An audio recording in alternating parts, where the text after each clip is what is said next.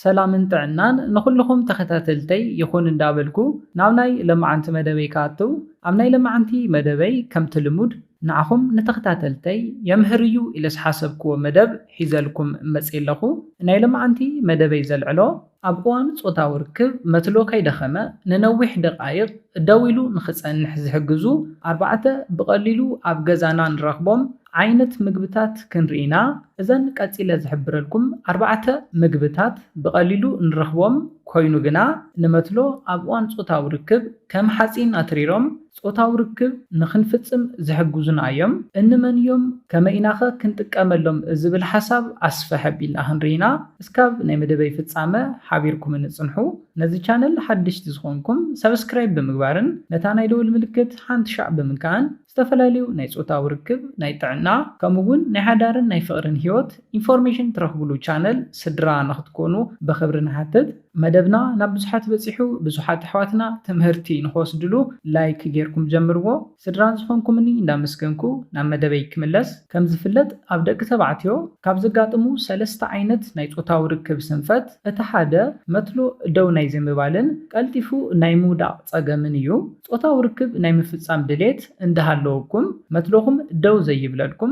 دو يلون قلتيفو زورقكم دق تبعتيو ኣለኹም እዚ ካብ ናይ ጾታ ውርክብ ስንፈት እቲ ሓደ ዓይነት እዩ እዘን ቀፂልና ንሪኤን ምግብታት መትለኹም ደው ንኽብልን ንነዊሕ ደቃይቕ ደው ኢሉ ስርሑ ብዝግባእ ንኽሰርሕን ከምኡ እውን ካብዚ ብተወሳኺ ቀልጢፍኩም ንኸይተፍስሱን ናይ ጾታ ውርክብ ስምዒትኩም እንተሞይትኩም እውን سمعتكم زلعلو عينت مجبتات يوم قدمي نابتن مجبتات متاوي جنا أبناء صوتا وركب هيوتكم كبير صعبين كبتصح زخيل نبزحات سباتون زجود زلو حدا نجرلو إذا دما تنشن ويدما چنقت نبلويو فلما الناس نجر زون كتطفئوا لكم استفلاليو ناي سراح ناي حدار ناي نبرا ناي سدرا كوتاس استفلاليو تنشن چنقت كهلوكم يخيليو ناب صوتا وركب سنفت كأتوكم سلازخيل كابتن شن ጭንቀት ክትርሕቁ ኣለኩም ነዚለ ናብ ተቀዳማይ ምግቢ ከኣቱን ተለኹ እቲ ቀዳማይ ንሪኦ ጻዕዳ ሽጉርቲ እዩ ጻዕዳ ሽጉርቲ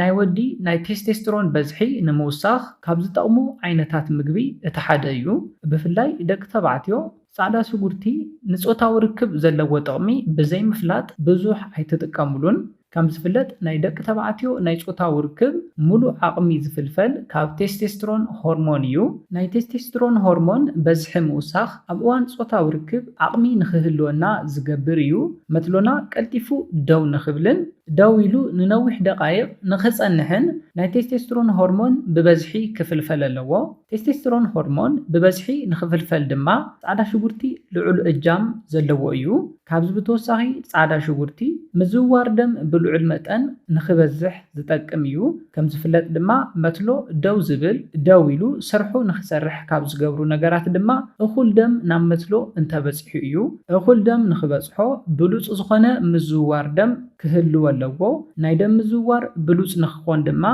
سعدا شغورتي بلعل اجام زلوو ايو سلازخونه اتقداماي متلو كم حاسين زترر ويدما زتنكر بصوتاو ركب جغانو نختكونو زغبركم دما سعدا شغورتي سلازخونه ኣብ ሕድሕድ ምግብኹም እንዳተጠቀምኩም ክትበልዑ ኣለኩም ጻዕዳ ሽጉርቲ ንደቂ ተባዕትዮ ጥራሕ ዘይኮነስ ንደቂ ኣንስትዮ እውን ጥቕሚ ኣለዎ እዚ ድማ ብልዕትኽን ንኸይደርቕ ራሕሲ ንኸፍልፍል ዝሕግዘክን እዩ ከም ዝፍለጥ ሓንቲ ጓል ኣንስተይቲ ንጾታዊ ርክብ ድልውቲ ክትከውን እንተላ ብልዕታ ራሕሲ የፍልፍል እዩ እዚ ዝኸውን ድማ መትሎ ናብ ብልዕተን ክኣቱ እንተሎ ቃንዛ ንኸይስምዐክን ንምክልኻል እዩ ቃንዛ እንተዚሃልዩ ድማ ዕግበት ኣሎ ብልዕትኽን እንተነቂጹ ጾታዊ ርክብኩም ቃንዛ ዝመልኦ እዩ ዝኸውን ቃንዛ እንተሃልዩ ድማ ዕግበት ዘይሕሰብ እዩ ዝኸውን ስለዝኾነ ጻዕዳ ሽጉርቲ ብእኹል በዝሒ ኣብ ሕድሕድ ምግብታትኩም እንዳኣተኹም ክትበልዑ ኣለኩም ኣብ መበል ካልኣይ ንሪኦ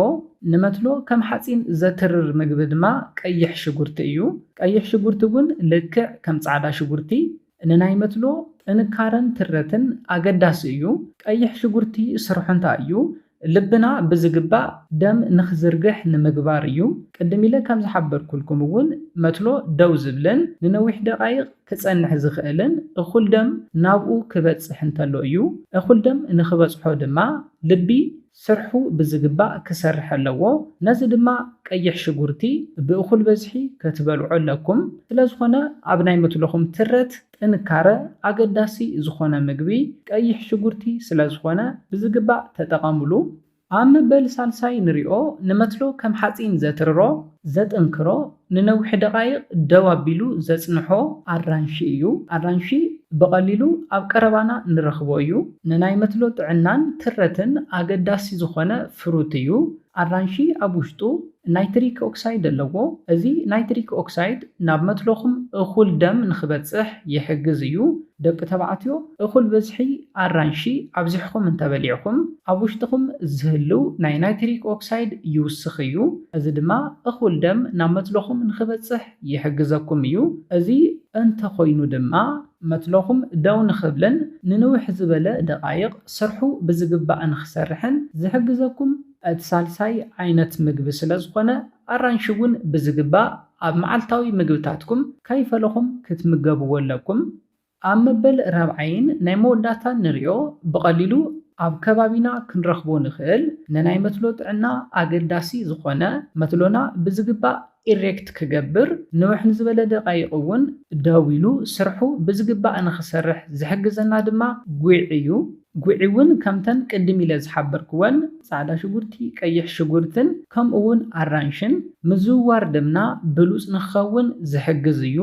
ብፍላይ ድማ ናይ ጉዕ ፍልይ ዘብሎ ንብለድ ሴላትና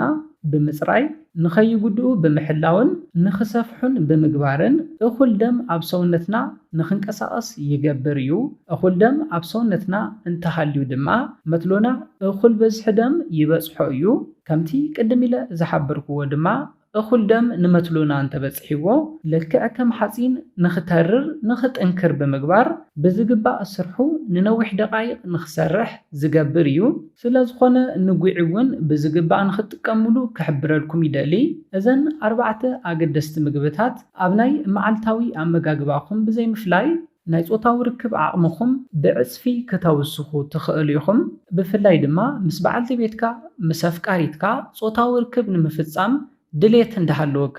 መትሎኻ ዘይለዓል ደው ዘይብል ከምኡውን ንነዊሕ ደቓይቕ ዘይጸንሕን እንተኾይኑ እዘን 4 ምግብታት ብዝግባእ ብምብላዕ ኣብ መዓልታዊ ናይ ምግቢ ስርዓትካ ማለት እውን ኣብ ናይ መዓልታዊ ኣመጋግባኻ ብዘይምፍላይ መትሎኻ ከም ሓፂን ክተትርር ትኽእል ኢኻ። ነዚ እንተጌርኩም ብሉጽ ኣዕጋባይ ተናፋቒ ጾታዊ ርክብ ምስ ኣፍቃሪትኩም ወይ ድማ ምስ በዓልቲ ቤትኩም ከተሕልፉ ትኽእሉ ኢኹም። ብሉጽ ተናፋቓይ ጾታዊ ርክብ ኣብ ሓዳርን ኣብ ፍቕሪ ህይወትኩምን እንተሃልዩ ድማ